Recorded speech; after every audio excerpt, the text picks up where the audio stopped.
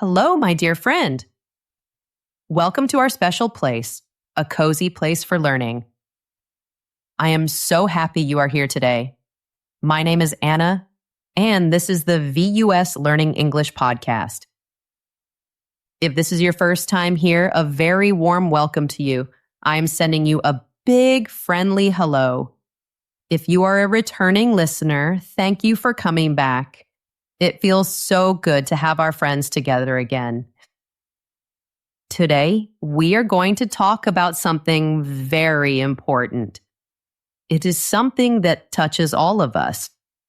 We will talk about studying, and we will talk about learning. Have you ever felt tired from studying? Maybe you spend many hours with your books. You read and you read. You try so hard to remember. But the next day, the information is gone. It feels like it has disappeared. If you feel this way, please know you are not alone. This is a very common feeling. It does not mean you are lazy. It does not mean you are not smart. You are very smart, and you work very hard. The problem is not you. The problem is the way we learn to study. Imagine your mind is a bucket. You want to fill this bucket with knowledge. You pour and pour information into it. But the bucket has holes, so the knowledge leaks out. It flows away. This is a very sad feeling. It can make you feel hopeless. But I have wonderful news for you. What if I told you we can fix the bucket? We can plug those holes. We can make your bucket strong. So strong that it holds all the knowledge you put inside. In our time together today, we will learn how. We are going to learn about how our amazing brain works. Your brain is a beautiful and powerful tool, and we can learn to use it in the best way. We will not talk about studying harder. No, this is not about working more. This is about studying smarter. This is about changing the way we think about learning. I will share with you some simple, gentle secrets. These are secrets that scientists have studied. They are proven to work. They will help you plug the holes in your learning bucket. They will help you build a strong reservoir of knowledge. A reservoir is like a big, safe lake.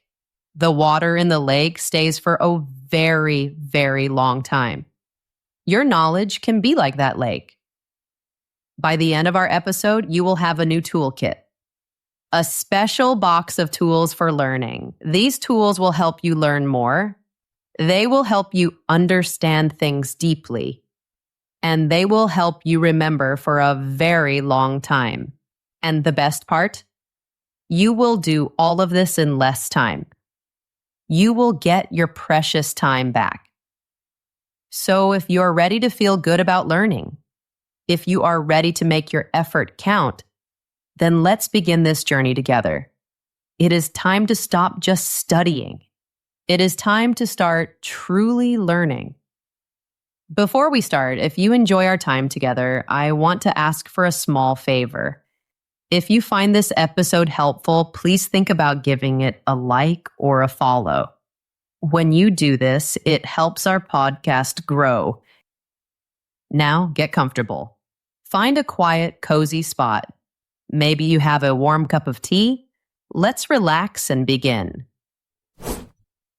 Section 1.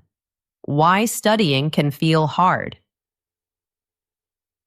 Let's be very honest with each other, like close friends talking.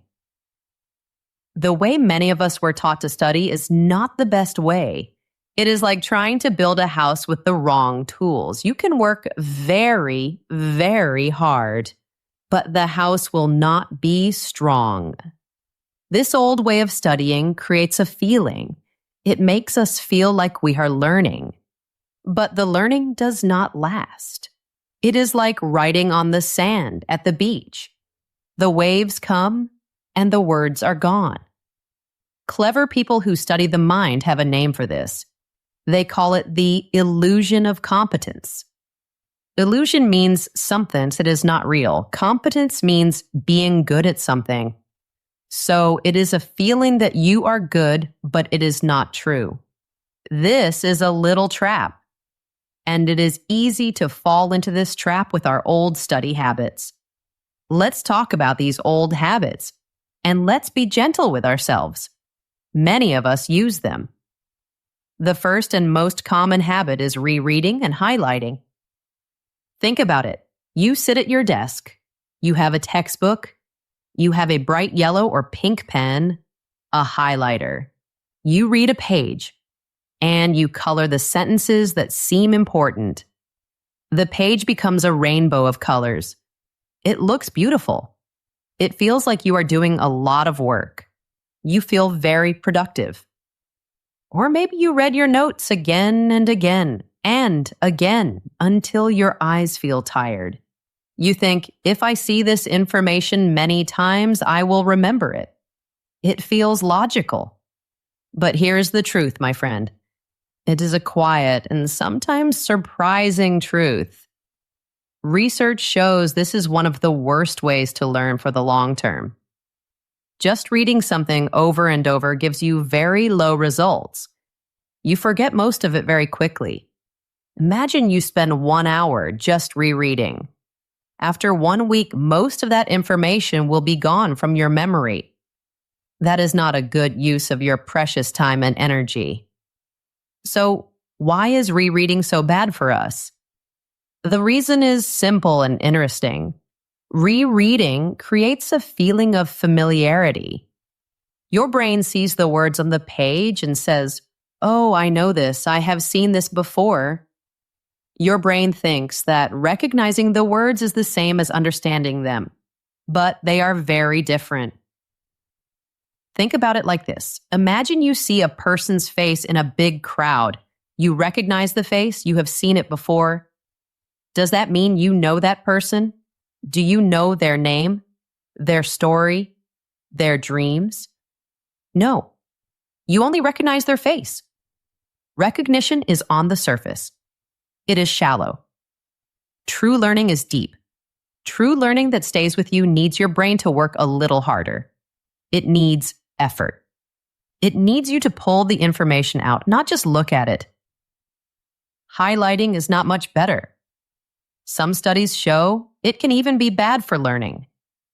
When we highlight, our brain focuses on just one sentence, one small piece of information. It stops us from seeing the big picture. It stops us from connecting the ideas together. True understanding is like building a web, a beautiful, strong spider's web. Every idea is a thread, and all the threads are connected. This makes the web strong. Highlighting is like just collecting loose threads. They are not connected. They can easily blow away and be lost. Your brain is already getting ready to forget them. This brings us to the second habit that wastes our time: cramming. Oh, we have all done this. I have done this too. You have a big exam tomorrow. You did not study for many days. So tonight is the night. You get a big cup of coffee or tea. You open your books. And you try to push a whole month of learning into your brain in one night. It is a long night, a night full of panic. This is like trying to pack a big suitcase in 5 minutes. You just throw everything in. You push it down. You force it to close. Maybe you get it closed, but when you open it later, everything is a mess. When you cram, you send a message to your brain. You are telling your brain, this information is only for 1 day. It is for the test tomorrow. After that, you can throw it away. And your brain is very smart. It is very efficient. It listens to you. It holds the information in your short-term memory. This is like holding water in your hands. You can hold it for a little while, long enough to write it on the test, and then poof. It's gone. Within a few days, you cannot remember it. All that work for nothing. The science is very clear about this. Slow and steady wins the race. Small moments of study spread out over time are much, much better than one big panicked session.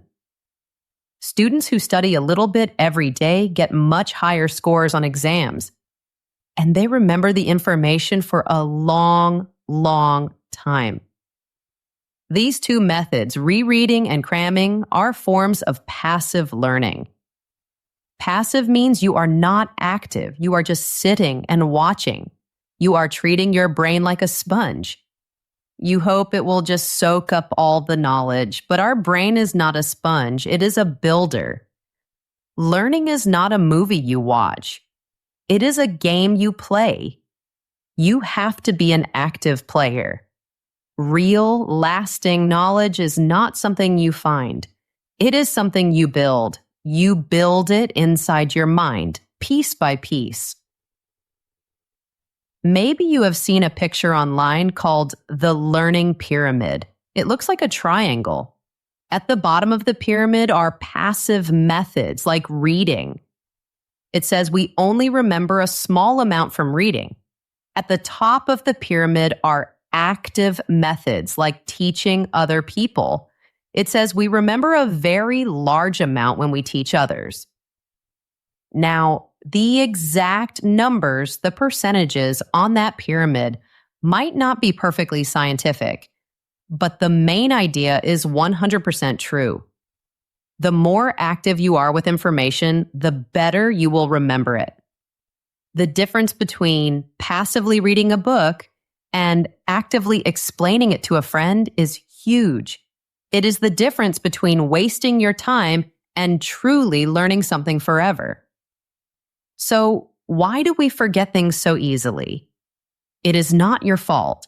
It is not a weakness. It is a scientific fact. It is called the forgetting curve. A long time ago in the 1880s, a psychologist named Hermann Ebbinghaus discovered this. He was very curious about memory. He studied himself. He tested his own memory. And he created a graph, a picture that shows how we forget. The graph looks like a steep slide at a playground. Right after you learn something new, your memory for it starts to slide down very, very fast. Within just one day, you can forget more than half of what you learned. Maybe even 70%. That is a lot. The old study methods, like rereading, do nothing to stop this slide. They let your memories just slide away. But what if you could change the shape of that slide? What if you could make it less steep? What if you could flatten the curve? What if you could fight against forgetting? You can. You have the power to do this. It is time to learn how to plug the holes in your bucket. It is time to build a strong memory. Let's learn the first secret together. Section 2, the first secret, active recall. If you only learn one new thing from our talk today, I hope it is this one. This is the most important secret. It can completely change how you learn. It is called active recall. This is the first and biggest plug for the holes in your learning bucket. It is the foundation of good learning. It is the main difference between students who feel lost and students who feel confident. So, what is active recall? The name sounds a little technical, but the idea is very, very simple. Active recall means actively pulling information out of your brain. Think about our old way of studying. We focus on putting information in. We read, we listen, we watch, in. Active recall flips this completely. It turns it upside down. With active recall, you focus on taking information out. You test yourself. You ask your brain, hey, can you tell me about this? You try to remember something without looking at your book or your notes. You force your brain to find the information and build it again from memory. Let me give you a simple picture. Imagine learning is like building muscles at a gym. Reading your notes over and over is like watching other people lift weights. You can sit on a bench and watch them all day. You will understand what they are doing. You will see how they move. But will your own muscles get stronger? No, of course not. To get strong, you must lift the weights yourself. Active recall is you lifting the weights. It is harder. It takes more effort. You can feel your brain working. But this is the only way to build strong memories. Every time you try to remember something and you succeed, you are making that memory stronger. You are making the path to that memory in your brain clearer and wider. It's like walking on a path in the forest. The first time, the path is hard to see, but every time you walk on it, the path becomes clearer and easier to follow. When you make that effort, you are sending a very important message to your brain. You are saying, "Hey, brain, this information is important.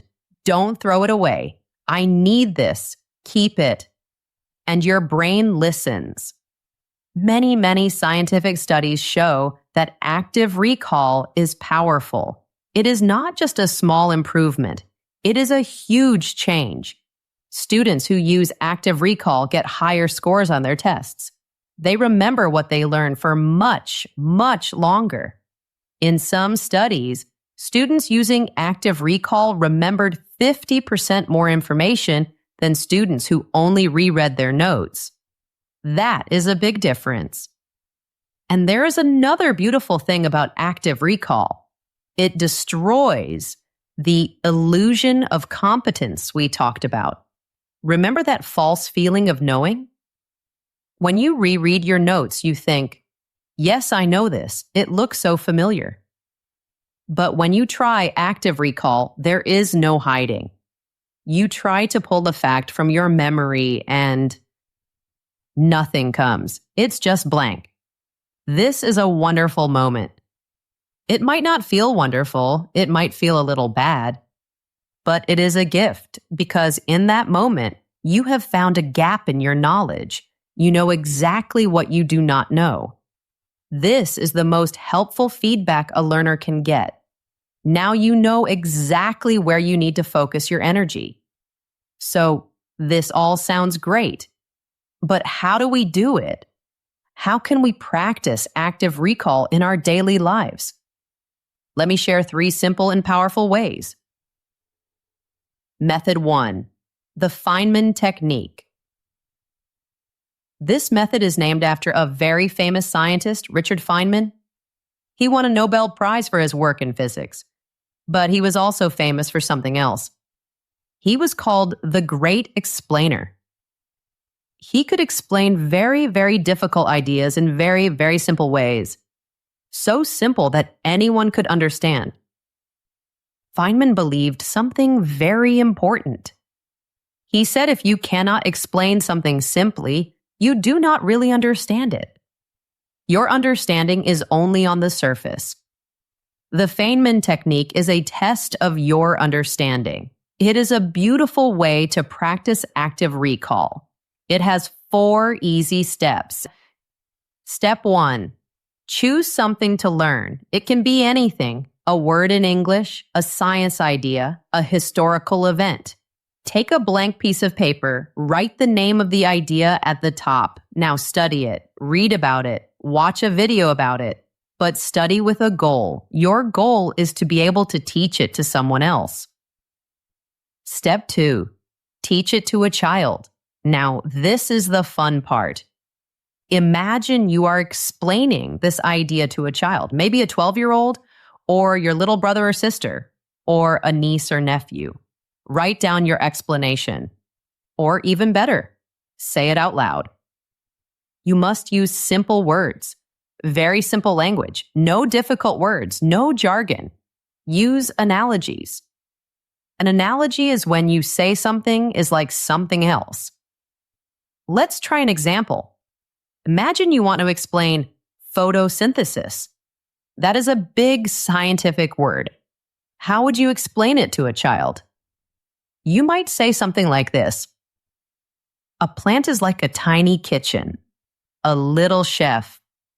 It needs ingredients to make its food. It uses sunlight, which is like the energy from the stove. It uses water, which it drinks from the ground with its roots.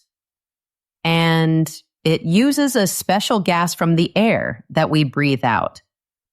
The plant mixes these things together to make its own sugary food. And as a special gift while it's cooking, it breathes out the oxygen that we need to live. See, simple words, simple pictures. A child can understand this. Step 3, find where you are stuck. When you try to explain it, you will find some parts are difficult. You will get confused. You might forget a step.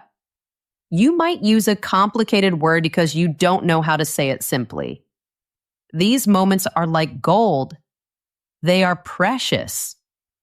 They show you exactly where your understanding ends. Now go back to your book. Go back to your notes. Look up only that one part you got stuck on. Study just that piece until you understand it deeply, until you can explain that part simply too. Step 4, review and make it simpler.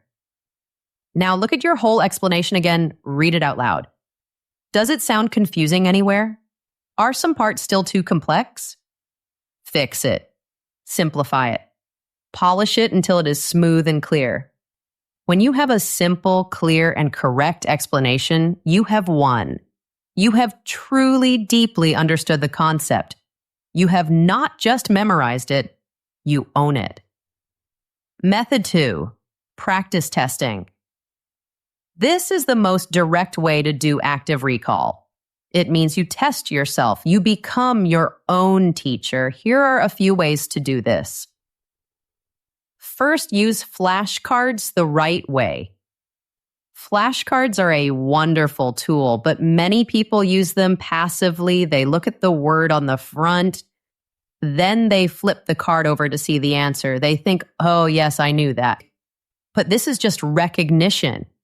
It is the illusion of competence again. To use flashcards for active recall, you must do it differently. Look at the front of the card. Then you must say the answer out loud or write the answer down on a piece of paper. You must pull the answer from your brain before you flip the card. If you are not sure, if you hesitate, if you say, I think it's that, then you do not know it well enough. That is okay. This is good information. Put that card in a separate pile, a study more pile. The cards you get right go in a know well pile. This way, you focus your time on the things you find difficult. Second, create your own questions. When you are reading a chapter or listening in class, think like a teacher. Ask yourself, if I was the teacher, what questions would I put on the test? Write these questions down. Later, after a day or two, try to answer your own questions from memory without looking at your notes. This is a very powerful exercise. Third, the blank page method. This is my favorite because it is so simple and so powerful. After you finish a lesson or read a chapter, put everything away.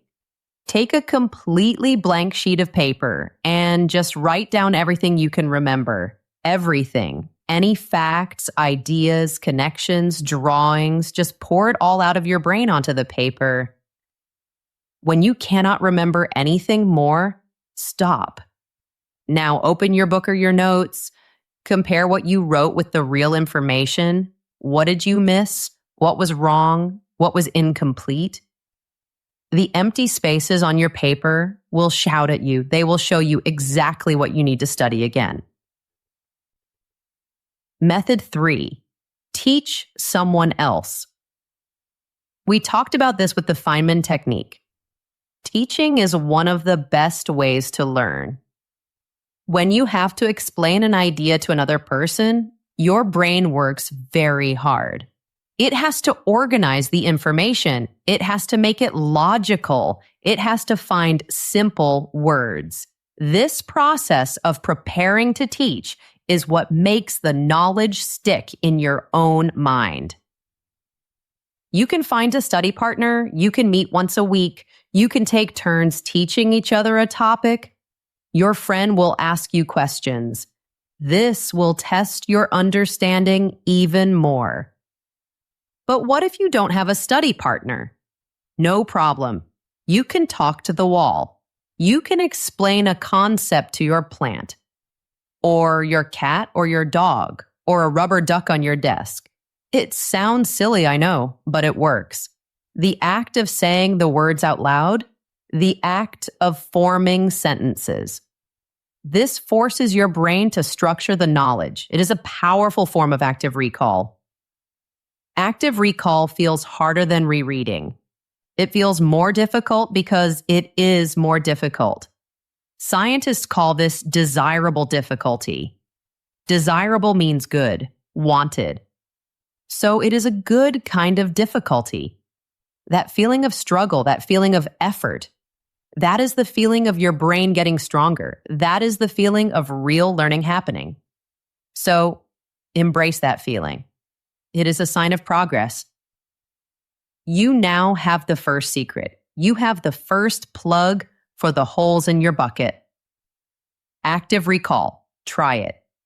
Just try one of these methods today. You will be amazed at the difference it makes. Section 3. The secret of timing. Spaced repetition. So we have our first amazing tool, active recall. We are plugging the first big hole in our learning bucket, the hole of passive learning. But there is another hole we need to fix. This hole is made by time. Remember the forgetting curve? That steep slide where our memories disappear so quickly. The forgetting curve is always there. It is a natural force like gravity. If active recall tells us what to do to study well, then our next secret tells us when to do it. This secret is called spaced repetition. This is our second plug for the leaky bucket. It is a system, a way to schedule your study time to get the best results. It helps you remember things for a very, very long time. Spaced repetition is the perfect enemy of cramming. It is the exact opposite. When you cram, you study everything one time in a huge, long session. When you use spaced repetition, you study in small sessions, spread out over time. The time between your study sessions gets longer and longer. Here is the main idea. It is very clever and very simple. You should review information right at the moment you are about to forget it. Not too early. That is a waste of time. You still remember it. Not too late. Then you have already forgotten it, and you have to learn it all over again. But right at that perfect moment, just before it disappears. When you do this, something magical happens. You hit the reset button on the forgetting curve. You stop the slide. The memory becomes stronger, and the next time, it will take longer to forget. The slide becomes less steep. Let's imagine this together. Today you learn a new English word. Let's say the word is serene. It means calm and peaceful. If you do nothing, you might forget the word serene by tomorrow. The forgetting curve is very steep at the beginning. But what if you test yourself tomorrow? You ask yourself, what was that word that means calm and peaceful? You think for a moment, serene. You have just used active recall, and you have done it one day after learning it. You have reset the forgetting curve. Now, because you remembered it, the memory is stronger. You might remember it for 3 more days. So you wait 3 days, and on the 3rd day, you test yourself again. What does serene mean? Calm and peaceful. Correct. You have reset the curve again. Now the memory is even stronger. This time it might stay in your brain for a week. So you wait a whole week and you test yourself again. Then maybe you wait 2 weeks, then a month. Do you see the pattern? The time between your review sessions gets longer. 1 day, 3 days, 1 week, 2 weeks, 1 month, and so on. This is the magic of spaced repetition. It works with your brain's natural way of forgetting, not against it. It is also very efficient. It saves you time. You don't waste time reviewing things you already know very well. You focus your effort only on the things that are starting to fade from your memory. You study exactly what you need to study, exactly when you need to study it. The science for spaced repetition is very strong. It has been proven again and again for many decades. If you take the same amount of study time, let's say 5 hours, spreading those 5 hours over 2 weeks is much, much, much more effective than cramming for 5 hours in one night. Students who use spaced repetition always get better grades than students who cram. So this is a wonderful idea, but how do we do it? How do we know the perfect time to review something? It sounds complicated to manage, but don't worry, there are very easy ways to do this. Let's talk about 2 methods, a high-tech way and a low-tech way. The high-tech way, spaced repetition software, SRS. This is the easiest and most popular way to use spaced repetition. There are special apps for your computer or phone. These apps are like smart flashcard programs. They use a special computer program, an algorithm to schedule everything for you. It shows you the right flashcard at the perfect time. Here is how it works. You create digital flashcards in the app. On the front, you put a question. On the back, you put the answer. Then you study. The app shows you a card. You try to remember the answer. This is active recall. Then you look at the answer. After you see the answer, you tell the app how difficult it was for you. Usually there are buttons like hard, good, and easy. If you press hard, the app knows you almost forgot it. So it will show you that card again very soon, maybe in 1 minute or 10 minutes. If you press good, the app will show you the card again later, maybe tomorrow. If you press easy, the app knows you know this information very well, so it will wait a long time before showing it to you again, maybe in 4 days or a week or longer. The app creates a personal schedule for every single flashcard. It is amazing. It completely automates the process. It does all the hard work of scheduling for you. All you have to do is open the app each day and review the cards that it gives you. It takes all the guessing out of studying. Some very popular apps for this are called Anki, Quizlet, and RemNote. Anki is very powerful and very popular with medical students and language learners. It is free on your computer. Quizlet is also very popular and easy to use. Many of these apps let you add pictures and sounds to your cards, which is also very helpful for learning. The low-tech way, the Lightner system. What if you don't like using apps? What if you love the feeling of real paper flashcards? No problem. You can use a manual system, a system you control with your hands. A man named Sebastian Lightner created a great system for this. It is called the Lightner system. It uses a few small boxes. Here's how you can do it. It is very simple. First, you need a few small boxes, maybe 3 boxes, or you can use 5 boxes if you are feeling ambitious. You can use shoe boxes or any small cardboard boxes. Label the boxes, box 1, box 2, and box 3. Second, you set a schedule. You decide how often you will study the cards in each box. For example, you will review the cards in box 1 every day. You will review the cards in box 2 every 3 days. You will review the cards in box 3 every 5 days. You can change these times. This is just an example. Third, you start studying. All your new flashcards start in box 1. Every day you take out the cards in box 1. You test yourself on each card.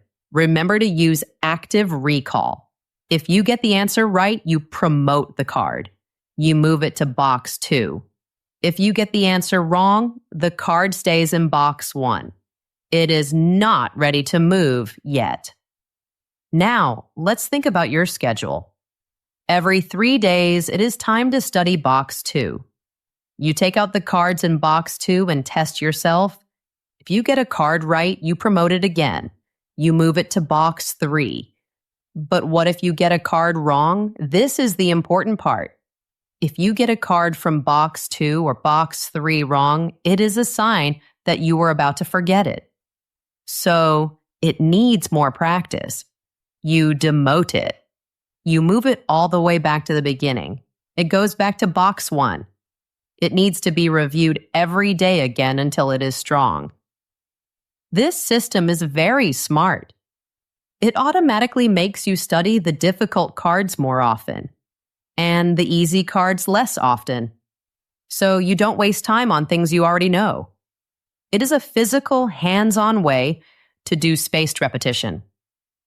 The perfect combination. The true power, the real magic, happens when you combine our 2 secrets.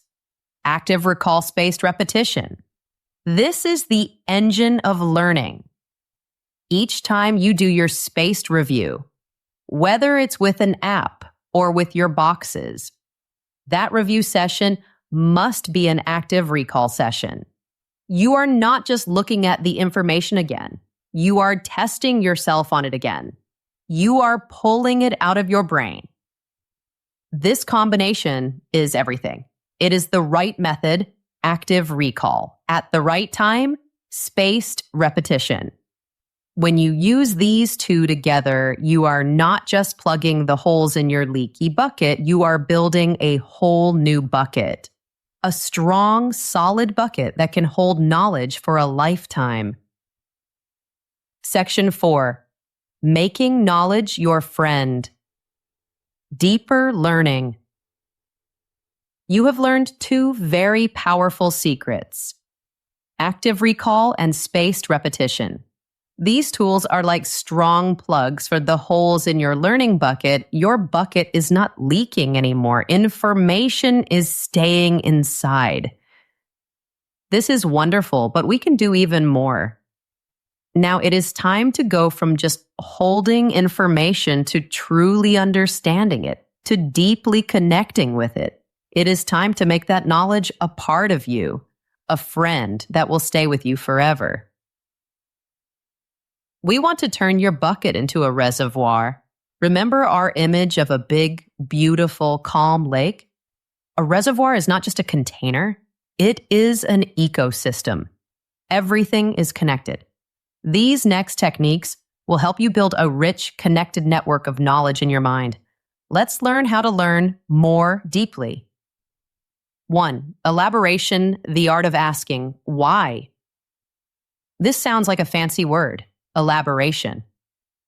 But the idea is very simple and very human. Elaboration means connecting new information to things you already know. It means giving new facts a home in your brains.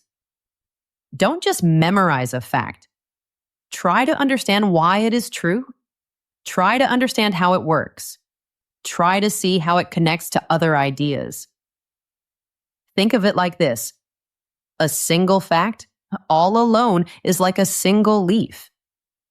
It can easily be blown away by the wind of forgetting.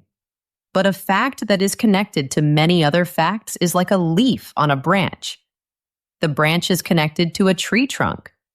The trunk is connected to strong roots in the ground. That leaf is not going anywhere. It is anchored. It is safe. So, how can we practice elaboration? It is very simple. You become like a curious child. You constantly ask how and why. For example, you learn in a science class that the mitochondria is the powerhouse of the cell. Many people just memorize this phrase. Mitochondria is the powerhouse of the cell, but they don't know what it means. To use elaboration, you ask more questions. How does it make power? What does it use? What does it produce? Why does the cell need this power? What would happen if it didn't have it? When you try to answer these questions, you have to find more information. You have to dig deeper. And as you do, you build connections. You start to really understand. Another way to use elaboration is to relate new ideas to your own life. This is very powerful. It makes abstract ideas real and personal. For example, maybe you are learning about a cognitive bias in psychology. This is a pattern in how people think that can lead to mistakes. Don't just learn the definition. Think about your own life. Have I ever done this? Have I seen my friends or family do this? When you connect the idea to a real memory, a real experience, it becomes much more memorable. A third way is to compare and contrast. Take two ideas that are similar, explain how they are the same, and explain how they are different. For example, if you are studying history, don't just memorize the causes of the American Revolution, and then memorize the causes of the French Revolution. Instead, compare them. What causes were similar in both revolutions? What causes were very different? This exercise forces your brain to think at a higher level. You are not just collecting facts. You are analyzing them. You are organizing them. You are building a more complex and stronger understanding. 2, interleaving, the power of mixing things up. Most people study in blocks, and they think, okay, today from 2 o'clock to 4 o'clock, I will study math. Then from 4 o'clock to 6 o'clock, I will study history. This is called blocked practice. You study one topic for a long time. Interleaving is the opposite. Interleaving means you mix or interleave different topics inside one study session. So instead of 2 hours of math, you might study math problems for 25 minutes. Then you switch. You study history vocabulary for 25 minutes. Then you switch again. You review some biology diagrams for 25 minutes. Then maybe you go back to some different math problems. It feels a little messy. It can feel chaotic. It definitely feels harder than studying in blocks. But the research is very clear. Interleaving leads to much better long-term memory. And it makes you better at solving problems. Why does this work? There are a couple of good reasons. First, it forces your brain to retrieve information. Think about it. When you are doing math problems for an hour, your brain gets into a comfortable rhythm. It is using the same rules and formulas again and again.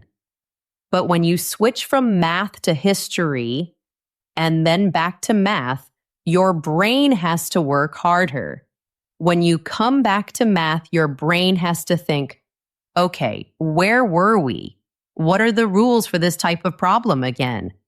It has to pull that information out of your memory from the beginning. This is a small built-in form of active recall. Blocked practice feels easier, but that is another illusion. Second, it helps you learn the difference between things. This is very important. When you mix different types of problems, your brain gets very good at telling them apart. It learns to see the small signals that say, oh, this is this type of problem, so I should use this strategy. When you study in blocks, you already know what strategy to use. All the problems are the same type. With interleaving, you learn not just how to solve a problem. You also learn when to use a certain method. This is a much deeper skill. So, try to mix up your subjects. Don't study just one thing all day. Break your time into smaller chunks. Study a little bit of this and a little bit of that. It will feel more challenging, but the results will be much, much better. 3. Dual coding, using words and pictures together. This is another beautiful and simple idea. It is based on a theory called the dual coding theory. Dual means two. Coding means how we process information. So it's the two ways of processing theory. The theory says our brain has two main channels for taking in information. One channel is for verbal information. That means words you read or words you hear. The other channel is for visual information. That means pictures, images, diagrams, charts, videos. Here's the key idea. When you learn something using both channels at the same time, when you connect a word with a picture, you create two memory traces in your brain instead of just one. It's like building two roads to the same house. This doubles your chance of being able to find that memory later. How can we use dual coding in our studying? Here are some easy ways. First, draw it out. As you read about a process or an idea, try to make a simple drawing of it. You do not need to be an artist. Nobody will see your drawing. A simple stick figure is fine. A flow chart with boxes and arrows is amazing. A little diagram, a simple timeline. For example, if you are learning about the water cycle, don't just read the words. Draw it. Draw the sun. Draw the ocean. Draw the clouds. Draw the rain. Draw arrows to show how the water moves. This act of turning words into a picture is incredibly powerful for memory. Second, create mind maps from memory. A mind map is a type of diagram. You put the main idea in the center. Then you draw branches out for the smaller ideas. After you study a chapter, close your book. Try to create a mind map of the entire chapter just from your memory. This combines dual coding, making a visual with active recall, doing it from memory. It is a super-powered study technique. Third, find and explain visuals. Look for diagrams, charts, and educational videos that explain what you are learning. But don't just watch them passively. That is not dual coding. You have to be active. Pause the video, look at the diagram, and explain in your own words what the picture is showing. Connect the words to the images. When you use these 3 deep learning strategies, elaboration, interleaving, and dual coding, you are doing something amazing. You are not just memorizing lonely facts anymore. You are weaving a beautiful, strong tapestry of knowledge in your mind. You are building that reservoir. And the knowledge in that reservoir will stay with you, clear and fresh, for years to come. Section 5. Making it easy. Building a system. We have learned so many wonderful things today. We have our powerful tools: active recall, spaced repetition, elaboration, interleaving, and dual coding. We have the knowledge. But knowing what to do is only the first step. The next step is actually doing it, and this can be the hardest part. The secret to making real lasting change in our lives is not about finding a big burst of motivation. Motivation is like a visitor. It comes and goes. We cannot rely on it. The secret is building a system of good habits. Habits are things we do automatically without thinking, like brushing our teeth. We need to make these smart study methods automatic. We need to make them easy. These next ideas will help you do just that. They come from the science of how habits work. 1. The 2-minute rule. How to beat procrastination. Procrastination. That means delaying something you need to do. We all do it. Why do we procrastinate? Often it is because a task feels too big.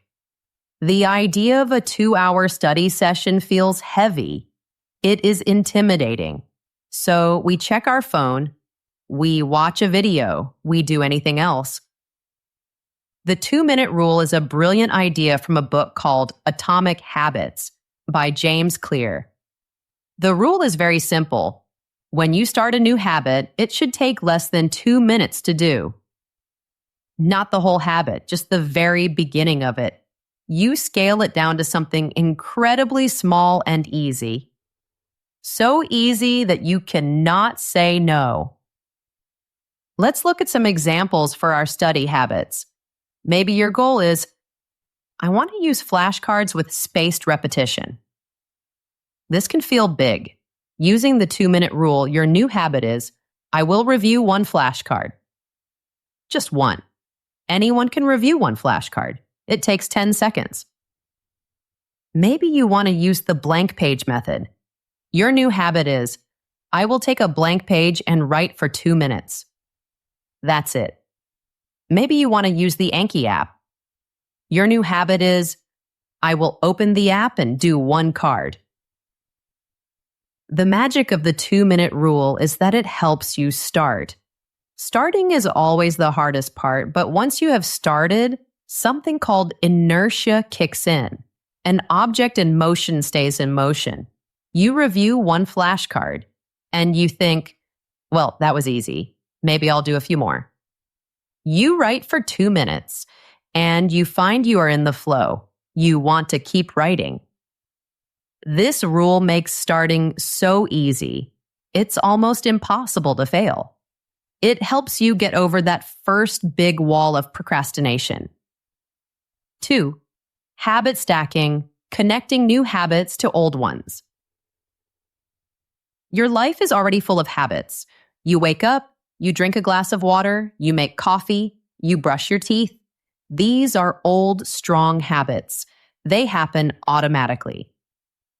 Habit stacking is a technique where you attach your new study habit to one of your existing habits. You build a chain. The formula is simple. After my current habit, I will my new study habit. This gives your new habit a clear time and place to live. You are not just saying, I will study later. That is a weak promise.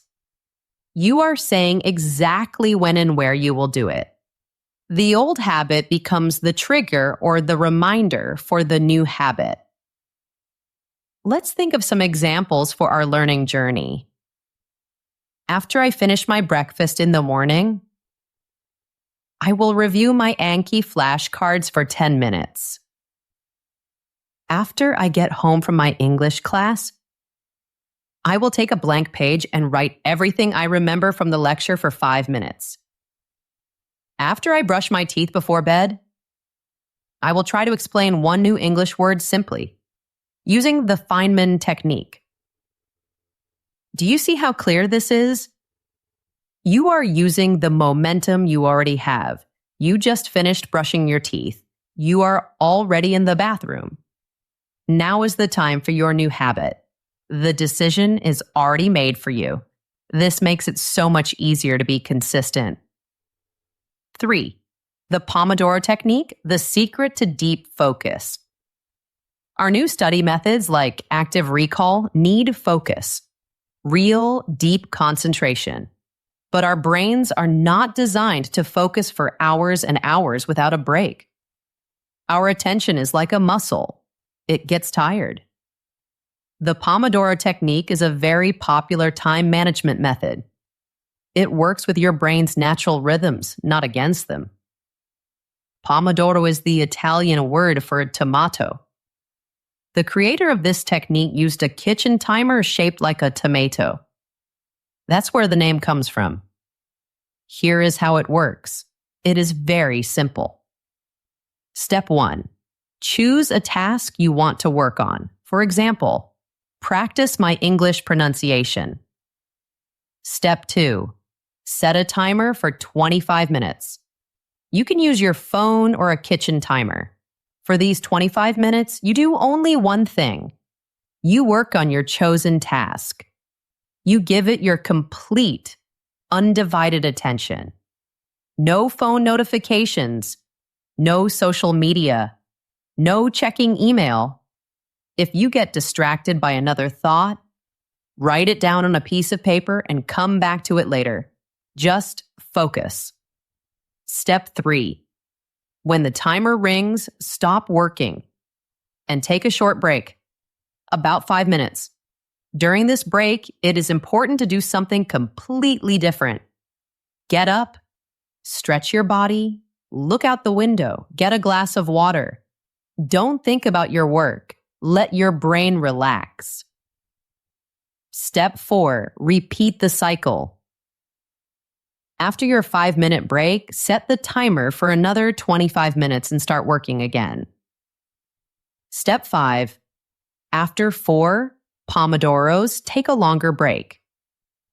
After you complete 4 25-minute sessions, you have earned a longer rest. Take a break for 15 to 30 minutes. This longer break helps your brain to rest and get ready for the next round. Why is the Pomodoro technique so effective? It breaks big, scary tasks into small, manageable pieces. Study for the exam is scary. Work on this for just 25 minutes is easy. The short time creates a little bit of good pressure, a sense of urgency. It helps you to focus better. And the built-in breaks are essential. They prevent you from getting tired and burned out. They keep your mind fresh and sharp, even after a few hours of work. These 3 strategies, the 2-minute rule, habit stacking, and the Pomodoro technique. They are not study techniques themselves. They are a system for doing the study techniques. They help you build a routine. They make good study habits a natural part of your day. Use them to build a system that works for you, a system that makes smart studying feel easy and automatic. My dear friend, our journey today is coming to an end.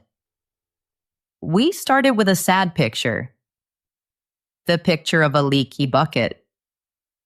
You were pouring all of your time, your energy, your hope into it, and the knowledge just kept leaking out. We talked about the frustration, the feeling that your hard work was for nothing. We talked about the old broken ways of studying, the illusion of feeling smart from rereading, the panic of cramming everything at the last minute. And we learned about the science of forgetting, the forgetting curve that pulls our memories away. But that is not where we are now. Look how far we have come. You are not helpless anymore.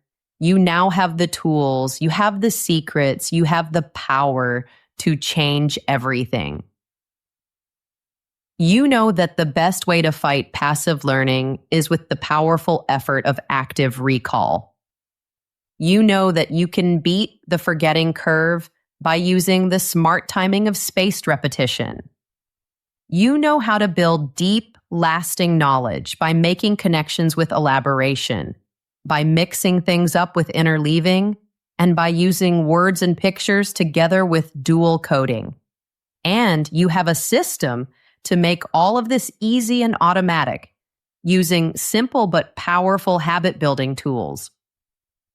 The message of our time together is simple, and it is full of hope. It is not about studying harder. It has never been about studying harder. It is about studying smarter.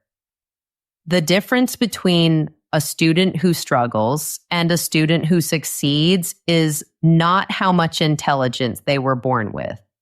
No, not at all. The difference is having the right tools in your toolkit and having the right system to use those tools every day. You have that toolkit now.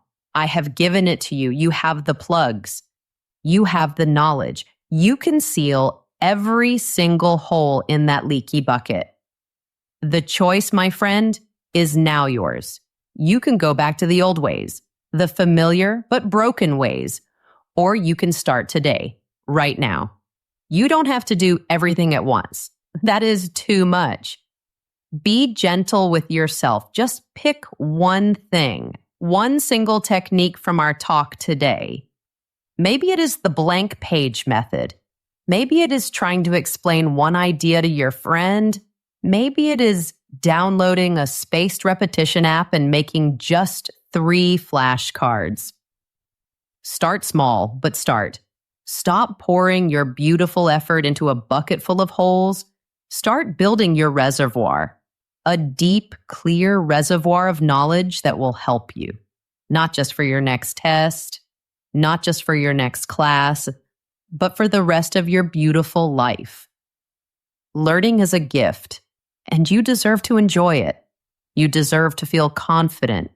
You deserve to see the results of your hard work. You are capable. You are brilliant. And now you are ready. Thank you so much for spending this time with me.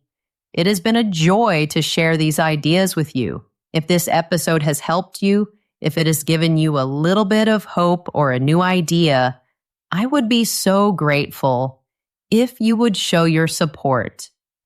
Please click the like or follow button. It is a small click, but it helps our podcast reach and help so many other learners around the world who are feeling stuck just like you may have been. And maybe you can share this episode with a friend.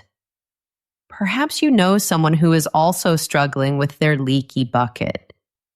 You could be the person who gives them the tools to finally fix it. What a wonderful gift that would be. Thank you again, my friend, for being here. Go now and start building your reservoir. I am cheering for you, always. See you next time, my friend.